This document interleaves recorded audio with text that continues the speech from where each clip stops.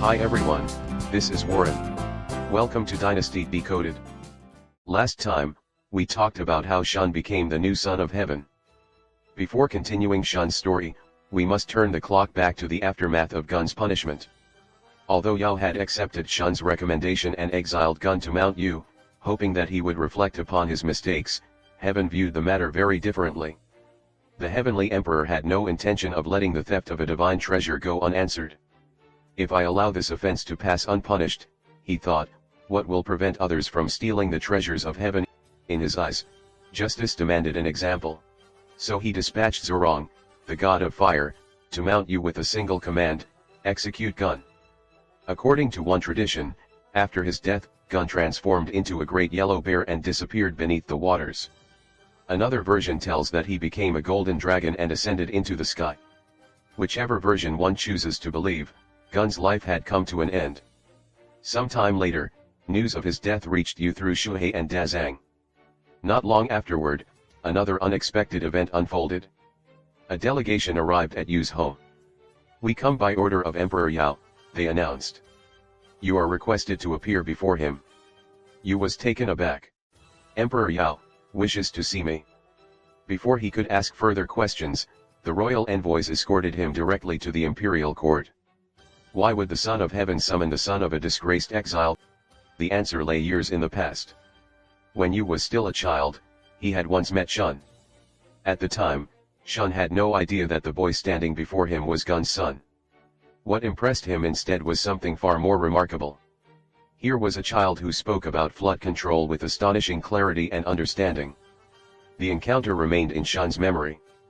Back then, however, Yu had been far too young, and Gun's flood control project still appeared to be succeeding. There had been no reason to entrust the boy with such an enormous responsibility. Still, Shun quietly remembered his name. He had found a talent worth watching. Now everything had changed. Gun's project had failed. Gun himself was dead.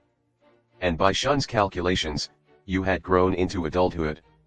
So he proposed to Yao that the young man be summoned to undertake the task his father had been unable to complete. When Yao learned that Yu was Gun's son, he hesitated. "His father has only just been punished by our government," he said to Shun. "Why would you agree to serve us?" Shun answered without hesitation.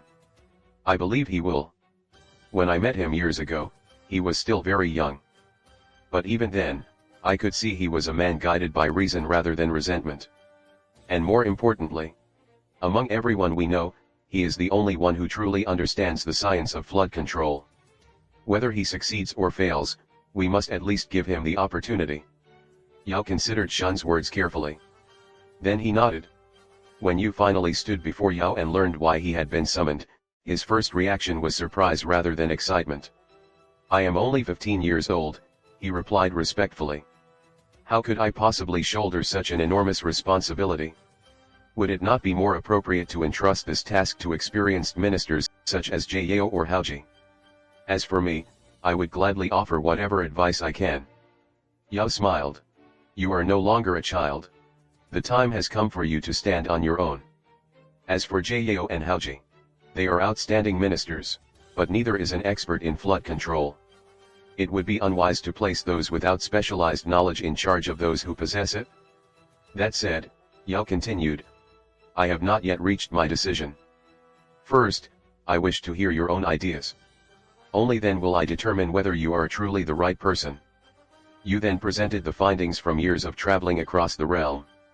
He described the mountains he had surveyed, the rivers he had traced, the lakes he had measured, and the patterns he had discovered. Yao listened in growing astonishment. Yu not only understood the causes of the floods in extraordinary detail, he also proposed a coherent strategy for solving them. There was nothing childish about his thinking.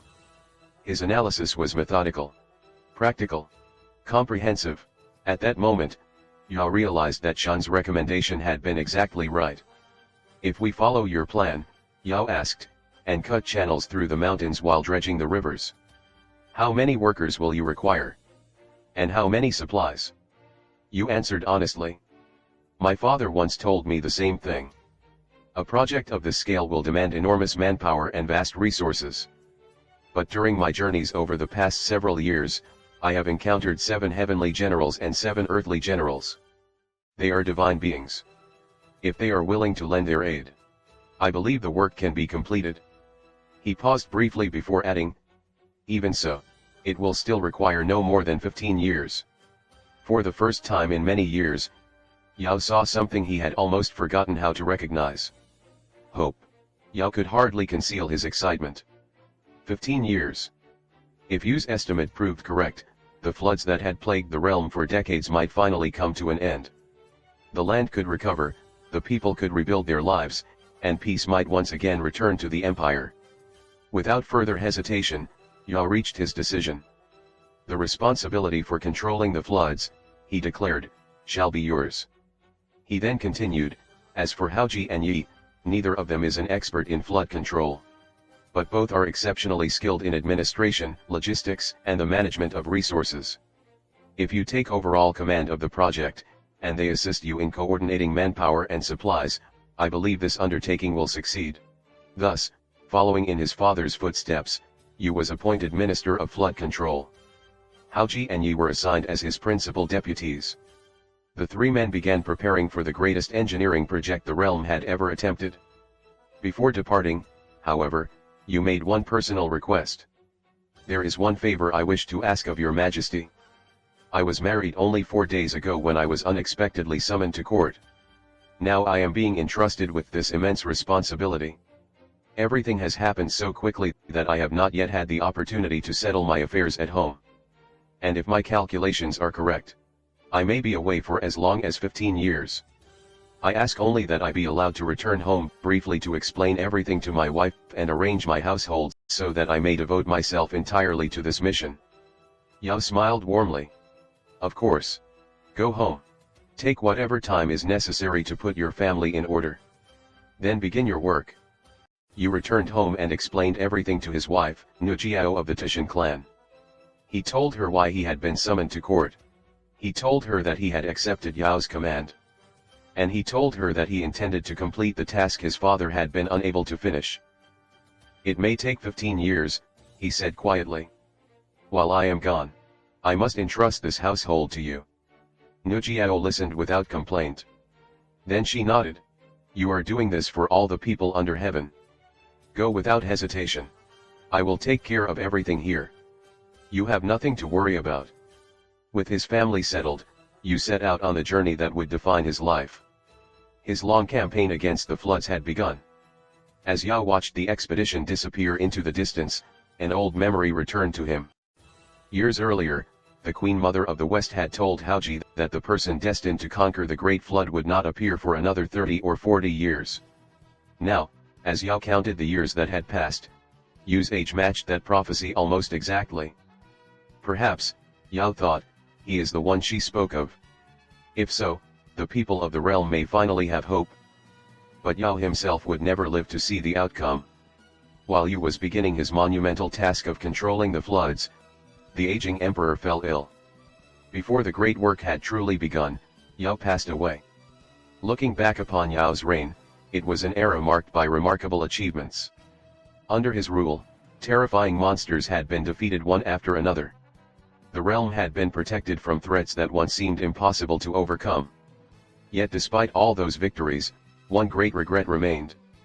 He never succeeded in ending the devastating floods that had tormented the people for generations.